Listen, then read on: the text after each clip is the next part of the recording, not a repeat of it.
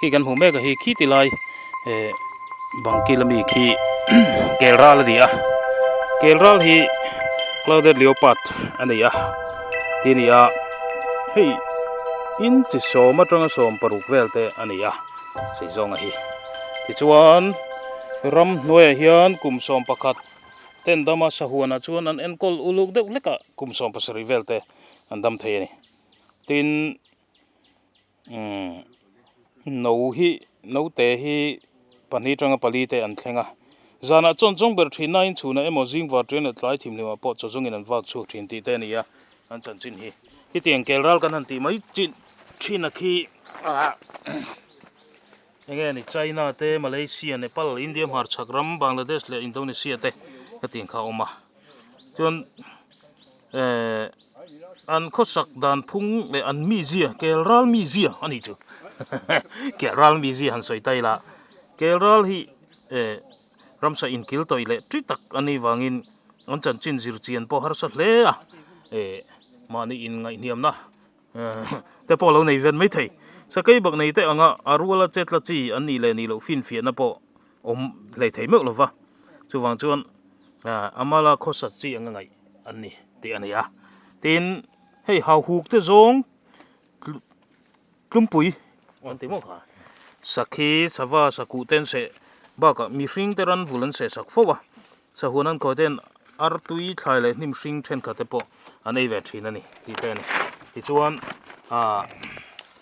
an chan chin hi lo ngai nom phian zel maya hei tuna hian tuna sahuan ami bi ga hi arsa hi gram zanga tanga zaruk vel nitin an pe ya enge ni tho tran nia chuan ramsa chidang te rolin cho an ngai ti thin ti ni a arsa hi nitin ke ji thum changin ke ji ni le chan ve chu tiang jok chu mo oi an ei dan ania achang chuan ni khat dana te kan pe a ni tin deuh tho hian tun lai tak chung kan pe chu tiang ni chuan hei Aizawl Sahuan kelral hian ti dan mak ve deuh nei chu ar ken ei bang thin ti te ni a chu tiang chuan ke ji thum mo kha tiang ni chuan ni tin ani chuan thlakhata chuan ar ke ji somriat vel an ei anga ngai pakhatin tan pani om ta tro chu tiang ni chuan pani om ta ar kha ke ji za som nga vel zet chu thlakhatan ei ta ni ha tak ve khop mai dona an din mu di kha tiang kha ni a tin sahuana ram sakhoi te hi ram hnuaya an choi thin ang pa ngai pek har sada wangin an mani ta na thave tho tur chop pek thin an ni lom ti hi hriatel rang tur ani ti ni chu wang chun duina helai kan zuk ena wanga cho lo zu pek ver ngot kan soi ni china voi khat kan soi do kan soi non le lok kha teng chi te poka film khur tur ani tin hei ui ngau ha ui ngau hi an ha ui ngau hi sakai ha ui ngau nen ain chen vela centimeter nga vela se ani tin thinga cheng an ni wang ani mai theya kelral hian thinglon an thiam khop maya tin kelral hian an sa se turi leya tanga sang vak lo thinga tangin an lo chang thina anom na zon lo thlen vel an lo zuan thut thina ni hei ti dan phung te hi an nei ve nei hi chuan kum khata no voi khatte an neya ti te ni ya ram sakolan ni lem lo chul nel nuam takom han in engen bula te po om nuam ve takani ti te ni ya tin zo te lian chi big cuts an ti te zo te chi small cuts an ti kha pol ni inalang ania nia han en hian hemi multe la ame atak sa pin thrim hi zo te nen hen in anna na sa takan ne ya ti chuan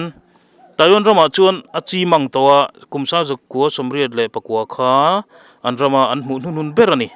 chuti ni chuan somriat pakwa ni chuan kum som ni le paruk vel liam ta khan tayon rama chuan heng kelral hi an muto lawani ke ni chu hei helai Sahuan hian pani mu mai turte polo oma an lo la kan forest department te malana India rama po north east achi omani ti te ni ya ka teng kha ni ya tin an kebor chumbat le tin riam tak nei box sian ni wangin thinglon hin thei hle an taksa toitar boka ti te ni an mei hian taksa seizong chen lai ani ya hei hian thing alon thei tir hle tin an me sei khop maya he teng te nia thingzar an ban zai zai theya zong ang mein thingan lon an chuk le don pon an lulam chep masa in an chuk rina ate mong tol thla chuk thlak mai ang chi ni lo khan ngo sahuana hian a ken hung lam le a mai tang kopin ain oi tang nal thei fo thin ani ti te nei a kha ania tin hela hian hei anu zo ka hi tuna kan mu khi anu nge pa pa zo ka nia anu zo khi la ron chuak du lawa pa zo mo ti chuan sahuan an khoi me ka hi anu zo ka chu tuna kan mu ni lo zo ka chu Jenny anti de Jenny ani mo kelral kan anti me kha hela chuan Jenny ti deuh tral ani an ko tu te ta nan ngai na to ma mặc đâu chu ni chin pokhan kha sathar mo ki tlai kan mu kha pokha ming kha entiang kan ti kha tharte anan tia ela hian an duat khop maya en kol tu te hian ming tharte an ti ron tlon thavenal dam ni chu tiang chun hei boy jani an ti khan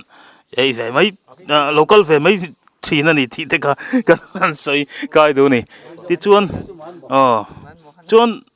tu na mi khi chu apa ni ta tro mo ming man mohan khai man mohan ti deuh le tral boka thakop mai hela hian azai zia riat chen lo chuan ti thin rim pal ol hle a film khurtur ani chun Jenny hantila local ve me man mohan te pon tela local ve me an ko na sa to wangin ma se local na ya ngai na om takin zo te thori berber nga thori berber chung ti khan en kol tu te kharon bel ve tha ti khan ma se lo khoi ve borbor lo turani engti ma lo ti ve chiam lo turani ti te kha an mi zia kelral mi zia le nungchang le khating ani a hela hian ming nal tak tak an lo phua ani ti chon hei kelral om mun khan ya hela ya chanchin nan soi le dan chun sang ni le som pan khat bor vel ni chu kata khan heta kelral pakhathi chuaka university ramate wat chuaka valeng phei ve ni hela ya han chun an soi dan chun hei tuna kan han mu hela ya thing tan bul ta ho hi tian thing a ding ta han an lon chota thingkung an lon thei zia kan soi kha chun he ta train ron zuang thata ni ta tang khan an tlan chuak ta wat tei chuak ve wang fanga vain ti thoveng te poni ve mai theya chuan maktak main aron hole ani chu chu helai hian kan forest lama kan enkol tu te hian uluk takan enkol wangin duat takin an enkola ta chuan mani inpui lama hole na chang te pon ria chu tiang te chu thil lo om to ni ti te pokha kan han soi te le lok du ani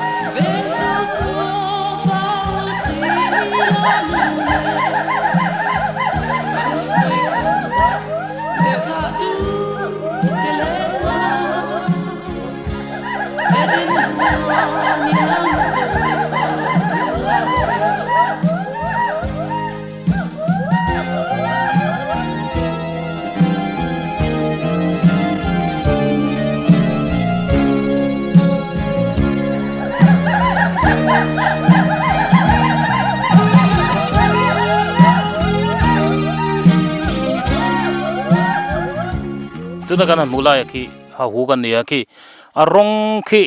adum le vutbok ni lo buang ani chu ania hei Sahuan hian trong rinda ponga tong ni lei thei nên ron hual reu na sa khop ma zu to te pong kan sa thi no me ni hei an kho sak phung hi kan lo riat ngai lem lo thil lo ba thinga cheng an ni thu te khating kan fial chu ti ro chuan chung ko angin chung ko rang te kho sa thin te an lo ni ve ya tin chung ko khada pan hi atanga panga vel ten chenga anu le papa ga no te thlengin an cheng ho thin ani ti chuan ram chin bik te pon nei ya hei ran sa kan ti reng ho hi ram chin bik nei ti kha an lo ni deuh fur zel ma ya tin an ram chin hauna na ring taka hual reu thin la an ni a ti khan kha tu na pon han ti vak wang thin khan ani a midang tan wati boi lo tur ti riat nan an mang hal thin ani ti khan an mani loin enge ni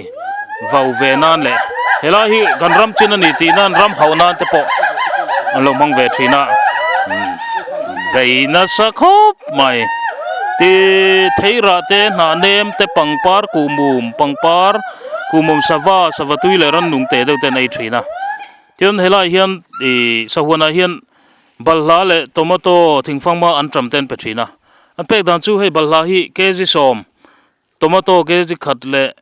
gram zanga thingfangma kg khat le gram zanga le an tram kg chan ve ti vel neya hengi tho tran ni ti lo wa chu ni tin heng pe thin hei tho tran ni ti lo wa chun ti hin ti fo ma ya hela hi enge ni purin te tho tran ni ya hian enge in pek thin in peng ai lo mi hei tun ma in tho tran ni hian fasting kan tia kan pelo thina chu zu dang ten lo practice dan ne ma se tu na hi chuan sa e ti lo hi chu tho tran ni a hian chu ngai tir kan nei to lo wa kha tun ma kan cho kan ngai tir lai thin ami ane wangin ani to lo tu na chuan sa e ti lo thai le thei e ho hi chu tu la chuan chu ngai tir ni kan nei to lo ani tak chu le ti chuan chan chin hi kan soi zo kar la kan ho tu te hem han sil fi pazel bokanga hei zong chi ho thren na family halo bates mo but ti hi thinga cheng chi ti na ani mai ta ti chuan ram hnuai cheng ram sa ho zinga in thazo le truan rang pol beran nia ti chuan hemi mei nei lo mo zong lian chi apes kan ti ho te le orangutan ti te chimpanzee kan tiang chi ban kut ke sei tak le dar pharlai tha tak nei ngil ta gan din thei ba ka gibbon mo hen thingzara han ban kol vel nan ban tha chak tak am neya metar thum le fit so ma thui te an ban theya chu ti nei chuan metar thum le fit som chu thui ve thokat viu ani chuan metar kwa fit som thui lai thui ten zuang thei bok ani ti te ni ta chuan khi ram chin hau na atana an hual reu thin ka nia beng cheng khop maya chu ti rol chuan an mu nom khop mai du to kan han ban kol vel purin te hi kan thriat cha ka chu hau hu khian an thinarim chuan an ban an thana mi vom mai thin ti te kha ti hi hom thin ta hi til oi harang reng te nge ni ne kan zu ai chuan hei le chen hi kan lo en kol ve ta chu tiang om ang chu kan hello wa anga ni ti phung leng mai me mo tun mythology kan tiang chi ang dewa inga yang ani tak chu chuan khi an ban hi tangkai khop maya anan veiwa na mo lai kha ting vil chang hian chuan enge ni mei thla mar chatanga mei thla bor vela chin thla tlang puita kopui nei chi anti ta chuan thlasari chung no wan pai nuwa mi hring chuan no thlakua te lo ni ta thlasari chung vel chu no wan pai ta ni october le february thla no pakhat an hringa tharuk chung ngot apui nu te tuiring an oma kumni thleng po in ti khan apui nu ten ne boka anuin no te danga nei le ma chon ha huk no ten a hring tu nu bulan kho sareng thini ti te kha an nun phung ve te ni ti te khan soi tai la tin hei han inson mundanga han kaldar te pon nei ve a inson do ne mo khating thingzar pakhat tang thingzar danga ban ka in khati khan an kala mundanga mun pakhat tang mundangan kal emo mo khating khan ban kol ka ya ti khan mun lataka kala ni point hetian ban kol hian an taksa chu malama khamphei dor the phayin thingzar dangman kai zelen kal he sap chungin nge ni bracketing mo ante ni kha tuna an kal dan le an hey an ban zo ti kha chu kan thriat dan chu ne ma ro chu ti dan phung pa ngai te kha zir chen na chon lo nei vek to zel ni tin lei hin om na tur ni lo wangin le a hian an om chuk ngai mek lo wa an chuk zau chang chun lo nei ve ni poin an taksari na in buk to nan an ban pani van lama phar choda da chungin kal thidani ti te ni ya kha ha huk te khovel an nun phung pa ngai ni a tin pakat le chuan anu le pa hi mulrong in anglo ti te rong du mani lain apa anu chu rang ka chak rong emo vutbuak rong buang emo an ni thin chu ti ni chuan tuna kan han mukhi vutbuak rong abuang kan ti khi anu ni ta adum khi apa ti da ni chu sahuan kan tlole zel huna po kan han riat na tho me nge ni thil dang ti chuan tuna kan mu me ka hian hau hu khi anu pathuma oma apa pakhat ti chuan anu pakhat khi arong ate lai dum hi ala pai ilawa ma se khi tuna kumsari vel ani to a abuang chotan vedon to a i tin mithiam tenan chu danin kumsari atang hian chin tha thei ti ania tuna hian apa adum nen hian en rual anga kan ngai nia chin tha thei tu chun kan han bei seya ama chu ha hu khi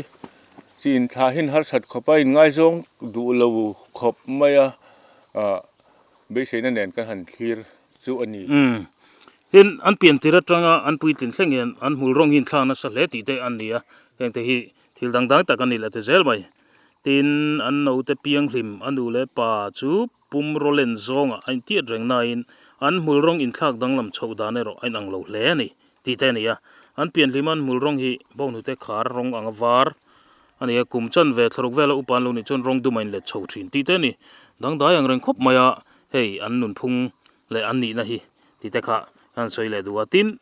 helai hian zing lam an hual reu tlang puya engo chang chon chon nu lama po hual reu ve thin ani atien kha tu na po helai na tok ten an han kuk deuh khan an ron chang let ve ti khan kha an ron ti dan ani ya tin an no te la sen de chu fiang la ma har san nan toy ne mo ori thiam te in an sam ve thin ti te ni la no pan la no de te mo kha helaya an chan chin tlang pui le an ni phung te ani ya kan han riat bel nan i tin enge ni dan phalawati hlumte chenaramoti chereu wangle ramngo thre bu le ba thlai china tan mo thil sem na mun din nan bon mana wanga kateng chimang mai tur lau om tak ania kateng te kha enge tun din muna hian mizorama hian kan khoi muna tenge la om ti te hi gan soi them ni afak chon se hara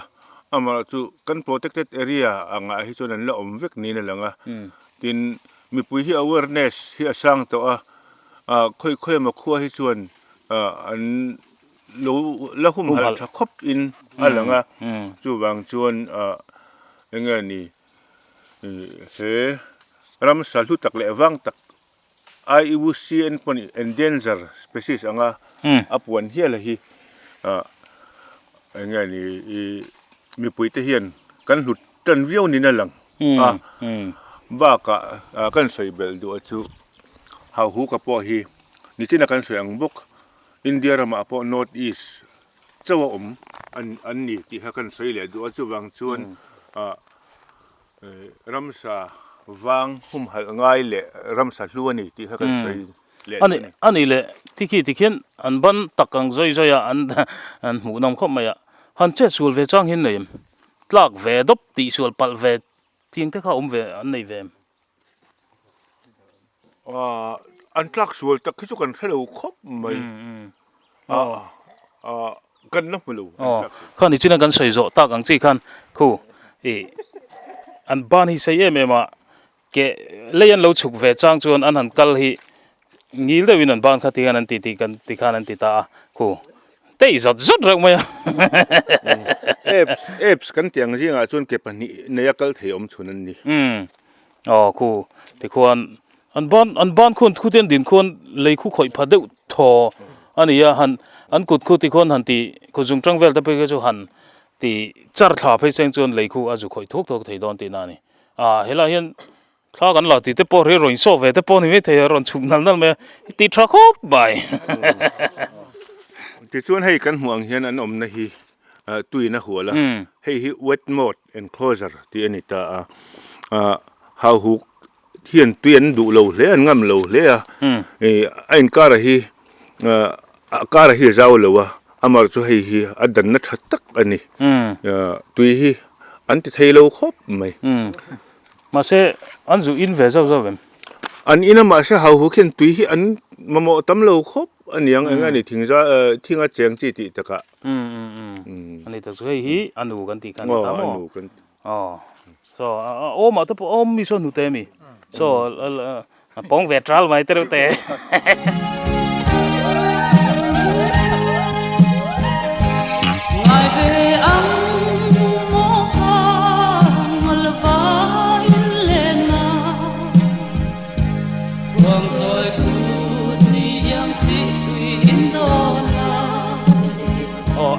tu na kanom na hi hey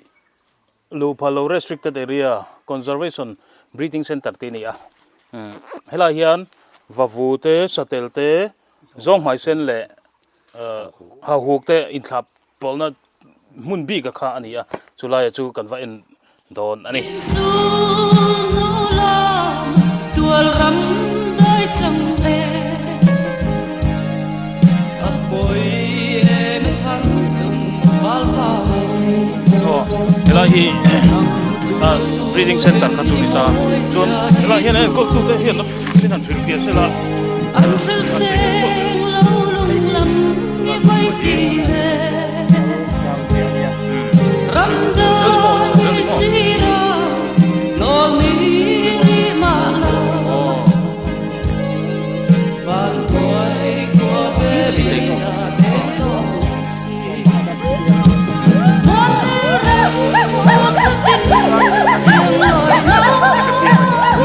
Sorry, so it's all about more.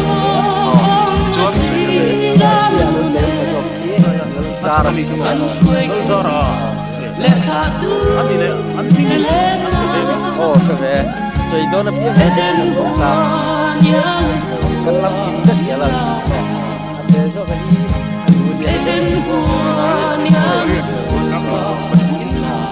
apiang ani apiang na kumli le somli pari na chia achang ki ron piang ve ni tu chuanin ha huk tha pun ti har kan ti to kha India rama hian zuwa hian thank yang breeding center hi pathum ma oba Arunachal Pradesh ki biological park ki engani coordinating zoo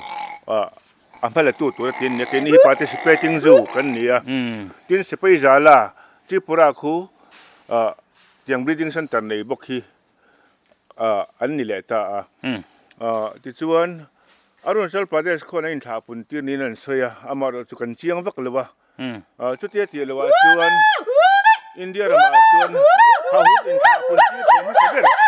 Aizawl Sahuan kan ni ta ni India rama tha hu in tha pun tir thena ma saber ani tilai kha deng ti chuan asam zu ang te khon an nei na hi rei to ha huk te hi an la hlot ling ngai reng lewa chu kan ni lom ve na ani hemi wang hian India rama mai di lo khobe la nga po hiat kan ho pha ve ni chu chuan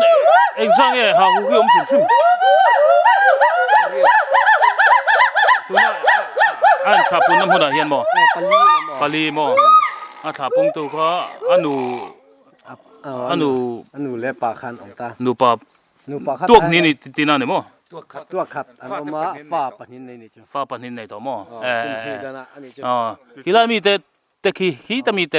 khi an fa te chun ni ta chon he mi te hi an nu le pa chun ni ta tro chon ani le ha hu khrim ma kha exa vel ngem kha pakua kan mun sang pakua mo so tami dan kan ni tak chu chuanin engani ano pangjok khi sang hi som pathuma piang ani ni kum kha kum hi na ni le to ka han bei sei dewa nei le anei ta the lo kumin hian achang thum na hi ano pathum na hi nei ka han bei sei achan chu ne kum ni danan no nei chi ani ti jermi ten an soyang khan ti chuanin hei lotling kan in ti ve khop mai ani tak che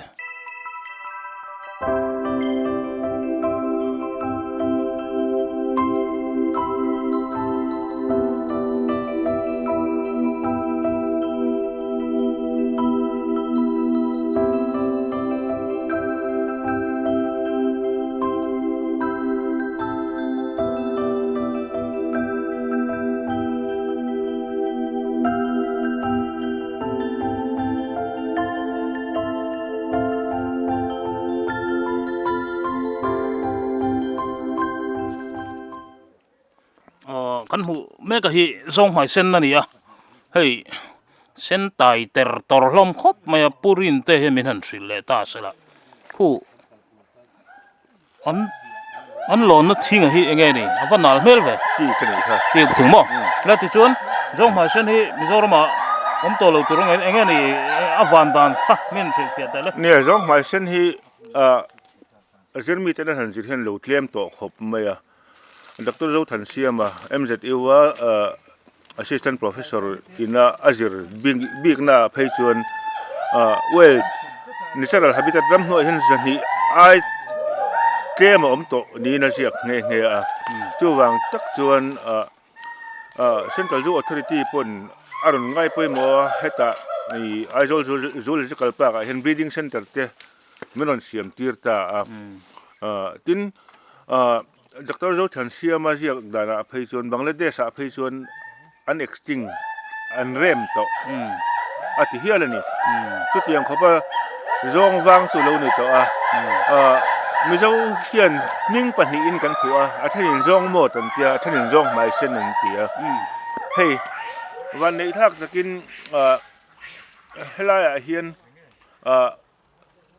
kan program ang ngai in tha puntir kan tum ang ngai hian kan hlotling ang reng khop maya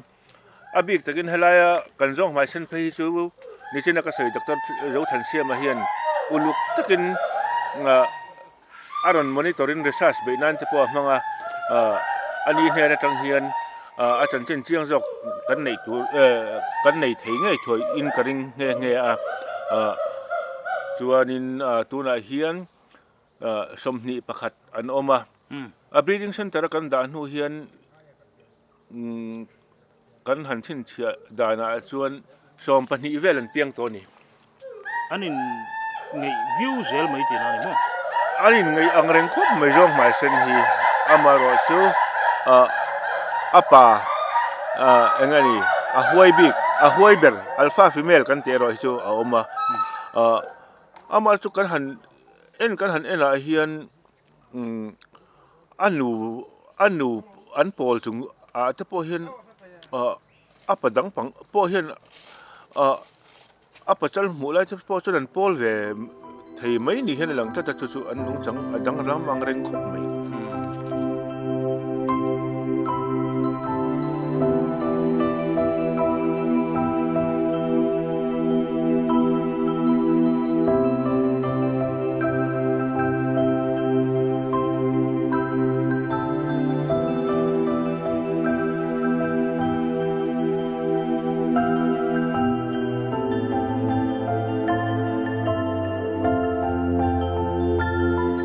so matanga somnu rual vel hi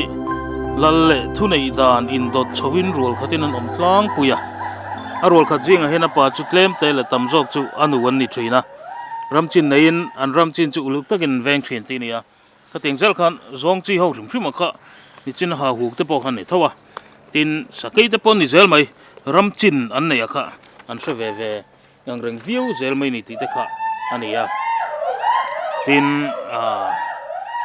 zong dang te ang bokin an biang a hun enge mo chen ta na an thil ei da thatna ip mi zoin a thei thuru kan an ti chi kha an neya chon in biang pur langin an ei theya an ei khol theya hei hi bacteria chi khat an thil ei pai troi konga tran pui tu nei velo wang ania tin tuya hian an chengai vak lo ni hengo hi ti te nia tin ke palhin mangin an kal thin thunga thingan thiam te chiam lo wang le an chetla tam zo ka lawan nei ero chun thingkung an tlan che thin chin ha huk ne tha chu nei letling thok ti na ni de tir tiro ha huk kha chu le an tlangai vak lo wan ron chuk chuan ke palhin an kala thing kha an hun tam na ber ni heng zong te hi chu thing a in le ya hun an mang tam ti te ni lawan nei chang chuan thing an lon thin ti te ni ama kang reng khop mai thing an thiam te chiam lo wa chu ti lu tukin ha huk te angin ti lai kha thil dang lam veng rang ta kani tin zong mai sen he hui a ngô hi anu ain zong mai sen pa ngô hi anu ain sei zo ka apa hian a ha wing ngô hi an thu nei zealam tiran mang trangkai le ni chung ko ro rel don pon an ui ngô khan mang ve thi ni om ta kani ai travel riu ma ya zela an khovel te te kha ti hian an nei zel ma ya tin zong mot le savom mei toi te hi nan em wangin zong savom te po anti ve boka ti te ni tin rong sen dang an mai hi rong sen dang lame mo rong sen mo ni an lo upat deu nu ale ni sa em wangin rong uk dung lamin thak thin ti te ni ya mul sei khong ang reng takan ne ya an mei toi te le mai bor vela ero mulan nei lo wa an lo tar nu ero chun mi pasam takol ang hian an chala tanga tu khum thlengin an mula takol ve thina ni ti te ni ya sam takol ve tak chi khan ni tin zong mo te hian zemak takan nei ve a sahuan an zir chena chun apa le pa in pol homosexuality te om ve ni heng ze danglam tak an nei te hian an group in rel bol na om ziamu mal tak nei ve ka rin ani ti te ni ya kha mi thiam ten an lo zir chena khan thilmak angrang ve tak chu om ve zelani tian an ral ta chu ke te kel ral uile mulian chi ten nia uinen te choni ti thailo ve fe lo ni khang ho ten an khan tian an sual thin rim fe nuwa an tlom ti an tirnan an muyan toma an ka chi pin an then tha thin ti ni tlom ti an tirna mo an mui te khan an tomo an ka chi pin an then tha thin ani kat chi pa han then tha ti lai ka chu an mui kha ya tian akawanga an ha khan chi mai ti na ni mo nang dai ve le me an no te piang lim mul chu awara an lo upaten a rong pa ngai rong uk an pu chau thin ti te ni tin kha ni chin khan kan hu mai thaya an no te piang lim kha te ni awar apuina apom adula poma tlan pui lop kha ni a kha amul awara upatin rong pa ngan pu ti ka chien kha hu ni an om na mun siglesa sirin danglam ve thei ti te ani hatiang khan an nun zial an ni phung thil danglam tak te kha mi thiam ten an zir chian angin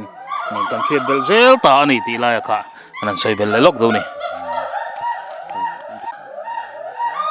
ti chuan hei sahona zong mo te hi zir chian an ni la hian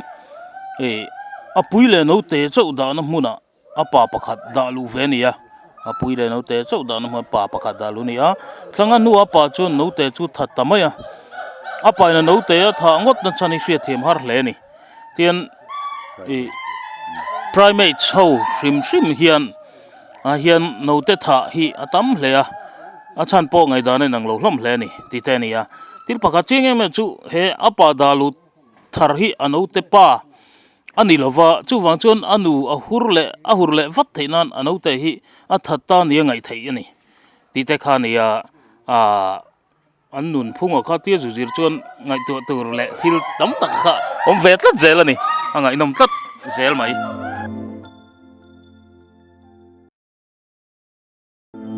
ti khan hei azong omna tang kan chota apia achaga hian vavu chuan om amaro chu hela hian in thlapun namuna hian vavu hin tre me ya en ngam chi pon ni to lowa minan thil fiel ta zel sela khala ka engeni kan va en theilo chan lai ka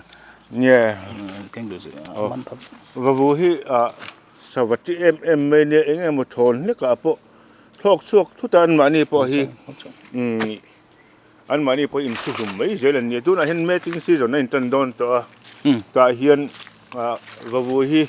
ตัวนั้นเห็นปัสสรีกันเนี่ยกันอินทาปุ่นที่เราส่วนอันเรียมไม่ยังติดไปเราเอามาดิสตาบที่บวยเราแทงนั่นเพื่อที่กันดูด้านนี่ตัวส่วนบางส่วนอันก็ตัวที่เราให้ส่วนตัวนั้นให้ส่วนตัวหลังหุ่นอันเมติ้งซีจนนั่นจีนท่าหุ่นสวาให้ส่วนกระโปะตัวเราไว้ละกันดูเป็นให้ที่หุ่นไล่เฮียนหันที่บวยเดียวเฮียนอันบูแต่พอเฮียนอันชัวสนันเราสนาอันอบเลดูต่อทินเลยว่าที่บวยเราทอมวันไหนทอมวันไหนเราข้างอันนี้ฟังอินตีเราข้างกันกำลังกันหันเตียข้าดินมันเนี่ยกันหันกล่อเลยเทตะลุนี่ตีเตข้าเป็นเสียสักเต่าละชอบไหม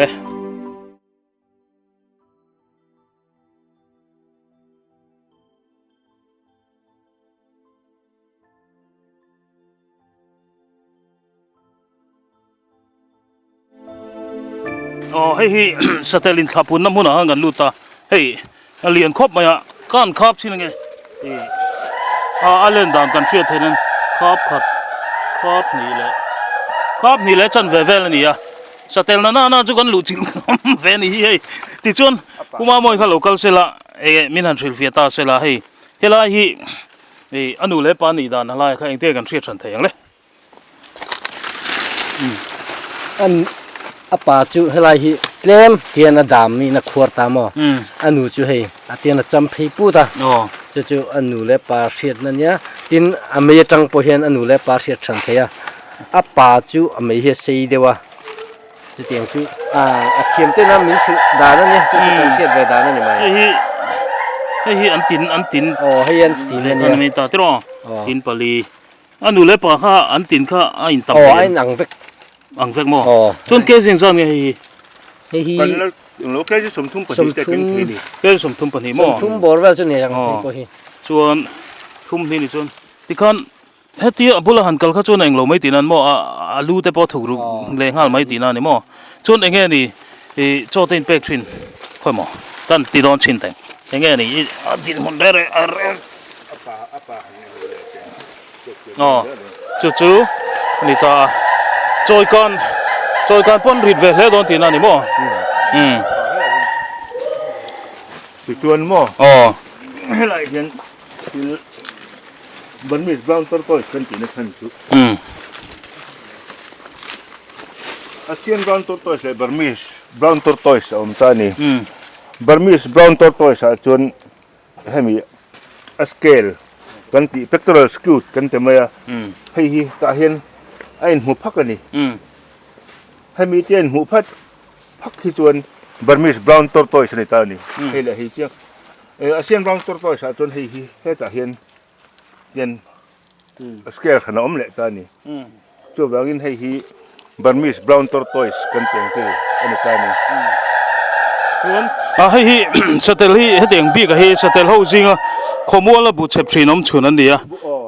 อันนู้นเก็บมาลำมังอินนาเทลเพียดคอมเพียดคอมฟูมาตาจนบุญเสปะบุไลลุมาอันตุยชีนั่นนี่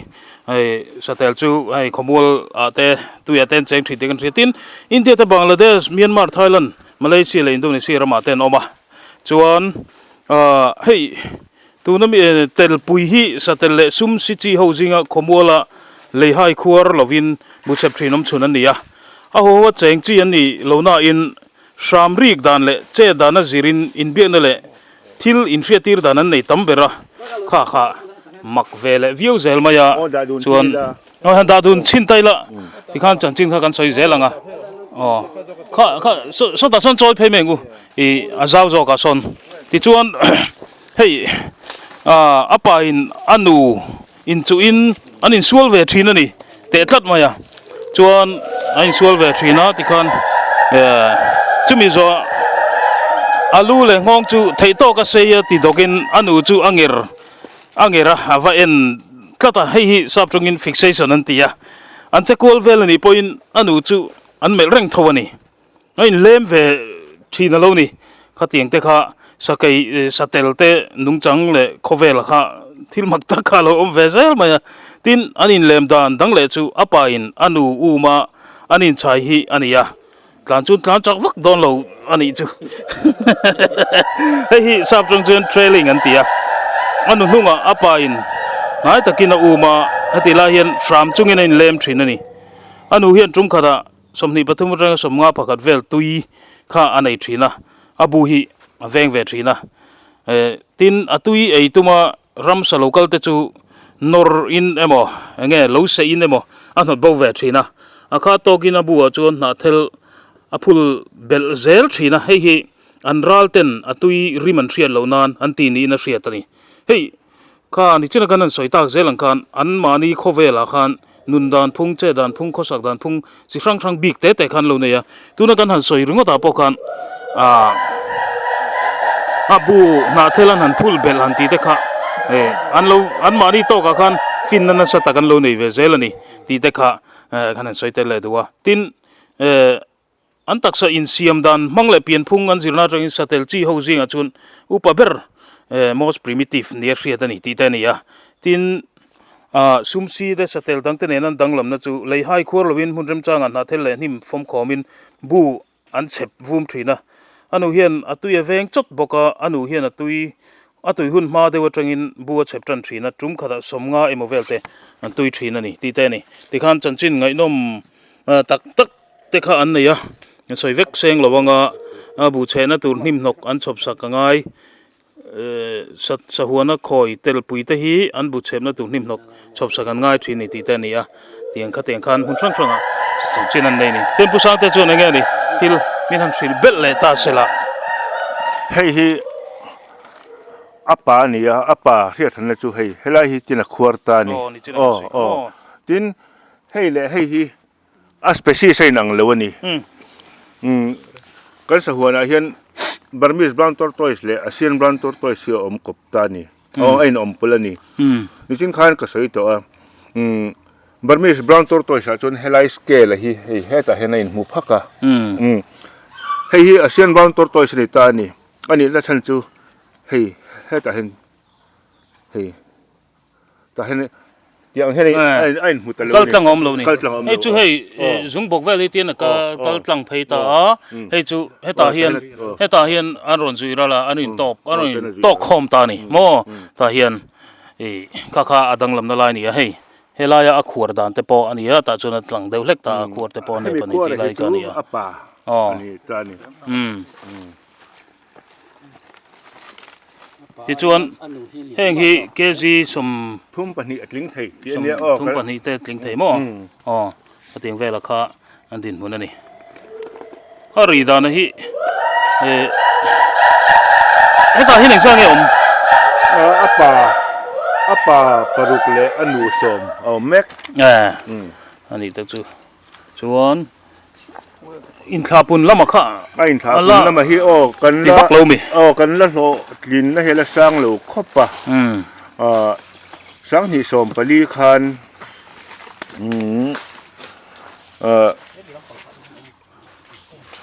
som ni panga kewa pani an ladama ti chuan ni kum sang ni som panga khan pakua akewa pathum an ladama zirchen an langai hle ani tuna hian hemi Burmese brown tortoise breeding chungchang po hi Mizoram University ami thiamten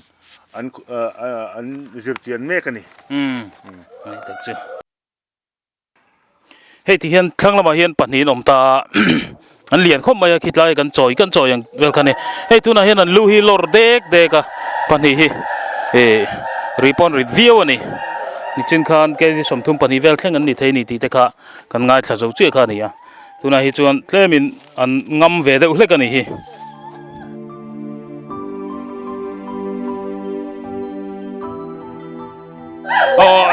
tuna hian ha hu kom na bula han to no ma he kan chua le che ta tungai mami khomo local teule khalai mi pa no pang pang local teu ka lo pani khat ka tuna hian hei sikul zirlai kan puta lol maya ani hi khoi tanga local nge ni ti te khamin han thil sela kan chu phei chia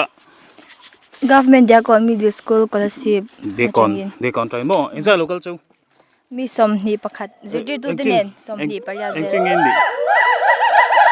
class 7 le class 8 class 7 le 8 mo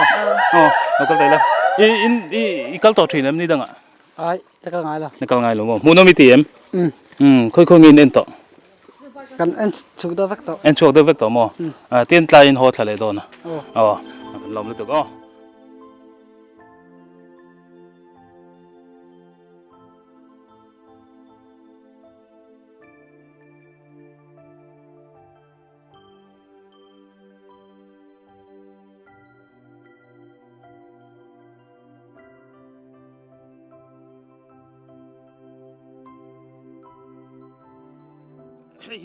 kan an mu me he tui tu ani ya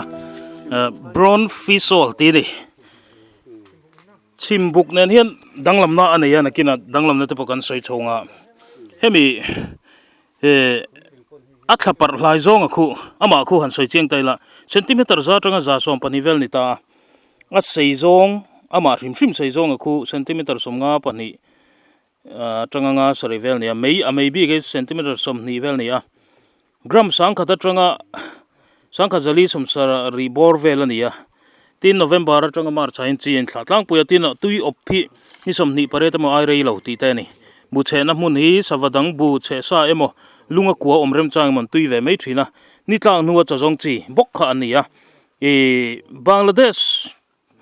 Cambodia China Hong Kong India Iran Laos Malaysia Myanmar Nepal Pakistan Sri Lanka Thailand Turkey le Vietnam rama ten an oma tin hey mun lum le nong ramngo ten cheng thina Himalaya tlang bul thut vel rama te chon meter sang kha janga vel thlenga sang ate pon cheng thini tin nupa ine mo amali ne mo an kho satlang puya a ho wa kho sa chi va kan ni lo tui tu hi ti kha han thre tai la tin sangha chung ule lui cheng chi ran nung dang te an ei thin tlang puya khu tuna kan mong khon amua khu ai tho than ti lawa chuan bong sa gram zani vel ni tin an pe ve thina ni Aizawl Sahuan en kolna hian ti khani a tin chimbuk chi khat lian ve tak kania sial ki an nei ve ve a chan chin ngai nom thren khata chuan ta chuan an mit mui rang ka chakrong emo rong engemo ani tlang puya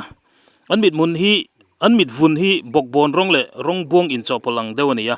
tin an mu hi rong eng var ani le a an ka thri hi rong eng dal ani an taksa chung lampang hi rong sen uk rong dumemo rong thim lama trial ania an taksa nuai lam ero chu rong eng dal lemo rong var le memo ni boka rong thim lam le rong uk dal lamin triala an or zone hi rong var emo rong eng dal emo ani tlang pui thin ti ania tin an mei mor chena do na sei kha tha an ne ya tin rong an mei hi rong buang lamani vele a mun thum mun li vela rong dumin trial ani ti te nia a chuna ram ngo pik tak noya thingzara an funi leng thaya tlani tla nu chajong turin an thok chuak thin ti nia tin an ke jungchal hi a ke junglai ai na toy kheta ma se alien zokin an ke tin a sei zoka an ke jungte chu ke jung trang dang ai na te bera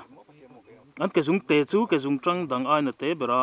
an ke jung te a ke tin chu an ke jung trang dang ke tin a in a kom de bokanin zir chen na chiang la ni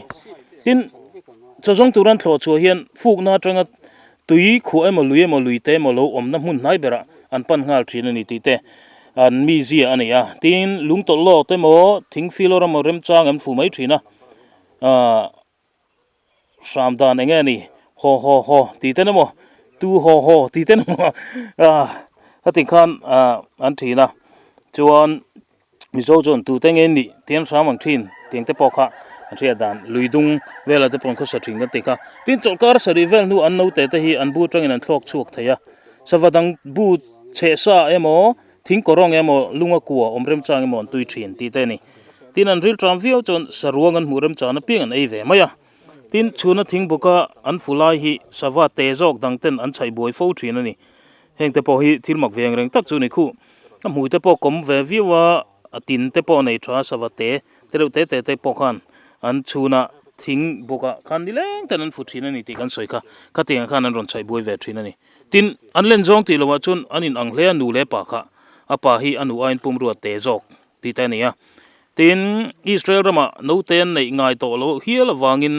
an mun an chen na mun thin ten ti rem awangin an raman chi mang deuh tho to ni tin lui tui omna tanga hlata kan cheng ai me lo lui pui tui kama cheng thin ni ti kan ti to kha khovelan tamlam hriat theini lo na chungin tui tu hi savatlang lon tak an ni lo ti te kha an chan chin tlang pui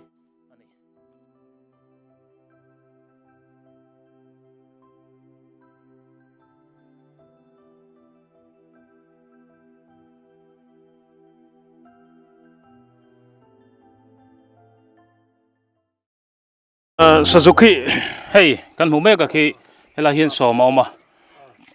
apa kha pasarin nia anu pani nia no te pakhat tro anu te kha nu le pa pol riat le thelo nia khi anom na mun khi lungpong ang reng deuh te khi siam ania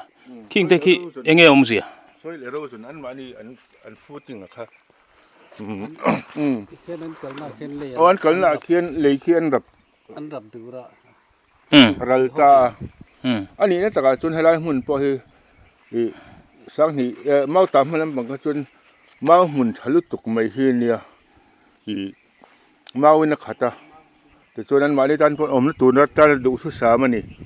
ama chu sang ni pariat mau tam khan athi ta veka ta khan thei to pin i han mau khat ti tharle i ron om tharle se kan tia ara te po kha thei to khan ka han tu thina ma se aron chor no piang kha an lo Aizawl sia ti hian amun hi akol ta vu ka maya atira te chun mun nuam lu tuk mau mun ania tu na hian eng tin nge ni thing le mau hi kan han phun leang ti hi ngai to na kan hmang me kan ni mai te cha na chi puam huit vai bok bon sun lu le nim hring te pek thin ania nei thina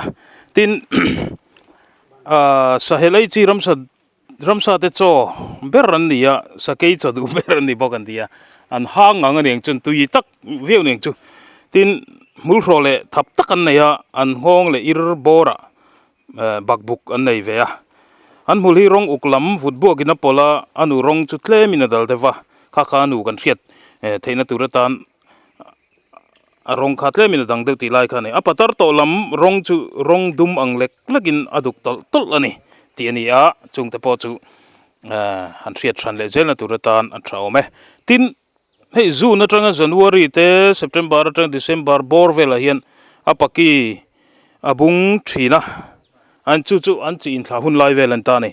chuan ma se rei lo te ron chor vele a heng hun lai an mu thei zen zen an ni lawa si tu yan tlan tura an kaljin hun lai takani thunga an kidup a kituam tu hi metar khat po atling thei ani chuten chuan an chi thla lai June July August atanga tikhan January thleng le September atang December bor vela khan si tuitlan in hun an mang thina chuti lawa chun mu zen zen turan wang ani Suzuki tin apa hian zana kem soma tanga somni a hlate an chi in thla hun lai vela chuan anu om te pon pan wang zelani mun hla deu mi pon ni se tateng khan kem soma tanga somni chu thui ve tak ani ma se an len em awang hian kalpon kalchak turangai taila tin rim le hriat na nei tha tak an nia no te pakhat March atanga August la chungin an neya May le June thlai an no nei run pui lai nin alang ve thunga ni khang te kha mi puin an hriat sak le zel taila tin hei ramngo cheng chi an ni ti tikhan kan hriat tlang lon ani a thimhlim atanga khowar don thlengin an tla deuh bera chhuna chuan an chol hadam thin chungte chu an han dang lam na le zel ani a chhun lama chol chi zan lama chuak chi khateng chi ho kha zinga mi kha ni ta ni tin tlangrama cheng an nia tu in turin hla tak tak an kal ngai lem lova chu wangin si le tui om thadam hun hi an chen le khosak nan sajuk te hian an thlang tlang pui thin ani ya tin angki hi chemte fonga te pistol koma te le kor kilatan ten mangna sa hlea in chei moi nan le tual dam doi te pon mangbok thin ani ti te nia tin hei helaya sahuan an khoi zinga pachal ber hi khoi ber khinge kan mu le thei che lawa pate tin an ko thin ni tha khop maya helaya hian ming an phua vek maya tikhan an mingan ko khan an hre ve thlet mai kha ni china an han ko ram sadang te pawh kha local nal zel mai te pawh kha thil mak le dang da yang reng tak kha chu ni ve hrim mai ti te kha an hre le ta zelila a thawme India rama te Sri Lanka Myanmar Malay le Philippines ate an tlang puya India rama chun thaler tui fin riat kama tro chi thing omna le tlang sang lutuk ti lawa chuan an de ufe kani ani ya tin Gujarat le Rajasthan rama thling nga chi thing muna te peninsular India khating mun thang anom du na mun te pokha tarlan vezel te pokha an nia tin arwal khata panga parukte om thrin an nia khosa chi ruala khosa chi an ni ran hi arwala khosa chi ni chon tiang hian anom dana hi tlem hian anzia hi alo in ngei tak hian alo om vezel ani ti te pokha an setel zel tai la thome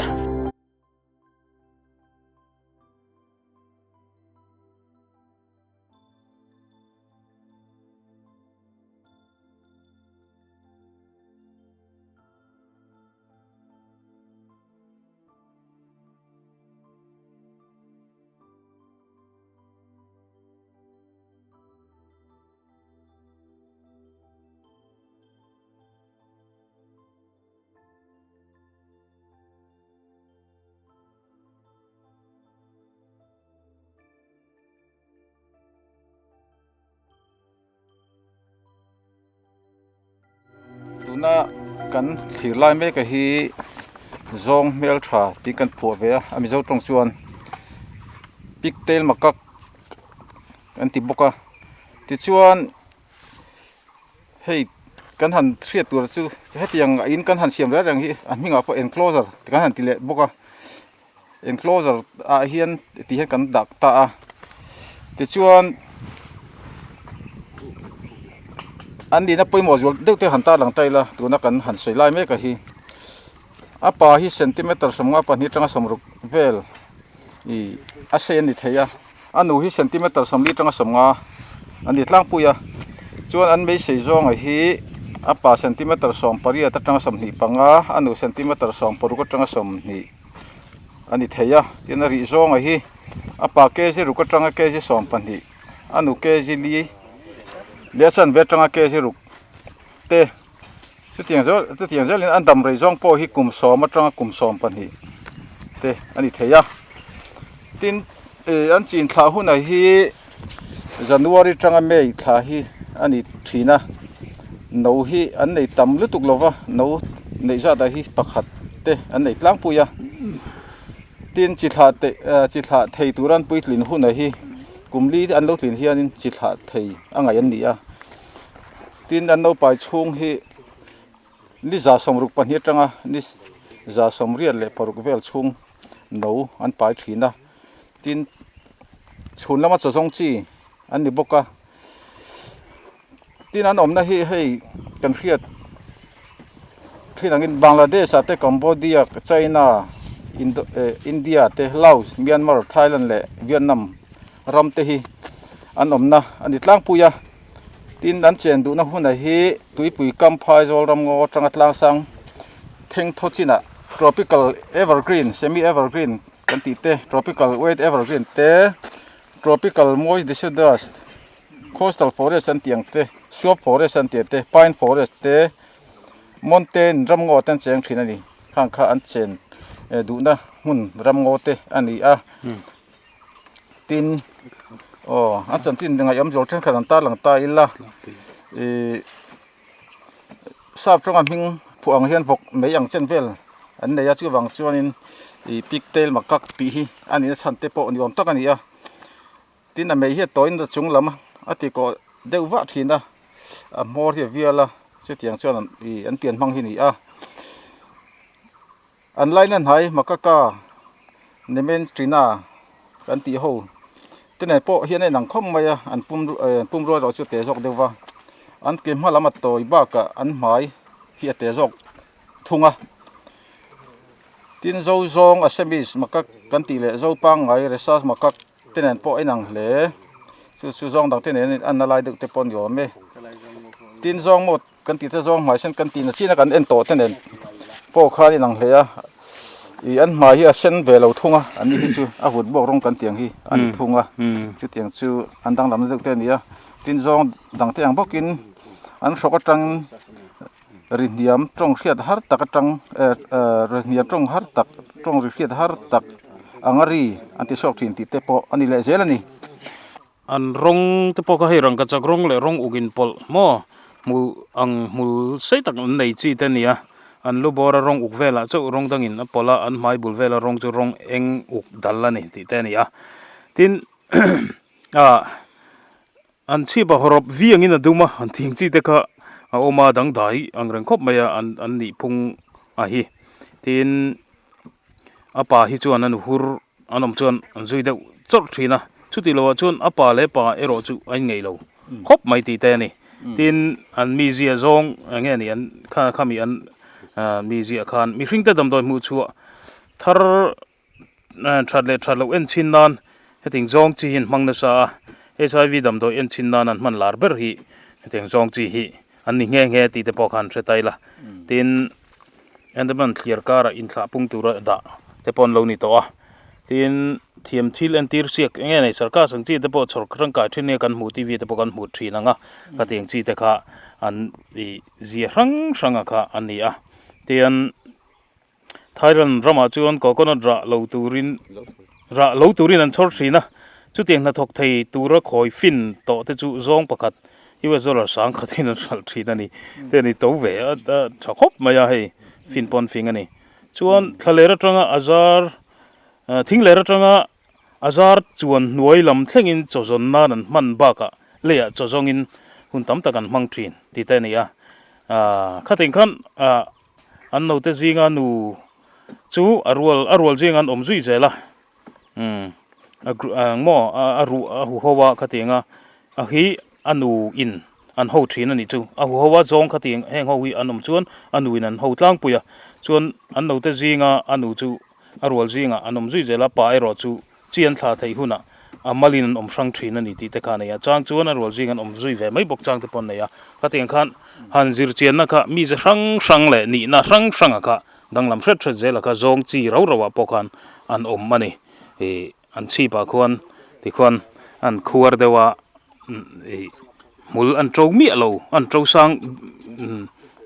ve lo ringot te poku thil danglam le mak dang dai takani ve hrim mai ting te kha anan soi le thei te chu ni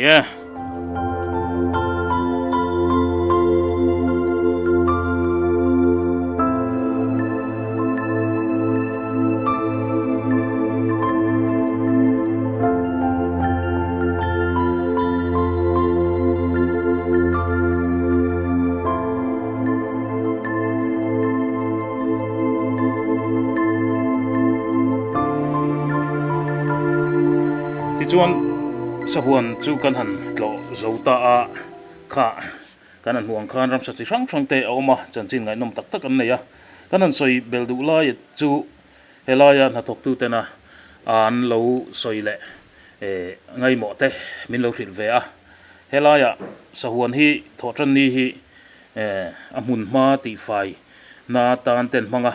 tlo phal lo ani a tlo thei lo ani a thotran ni hian chu ti rol chun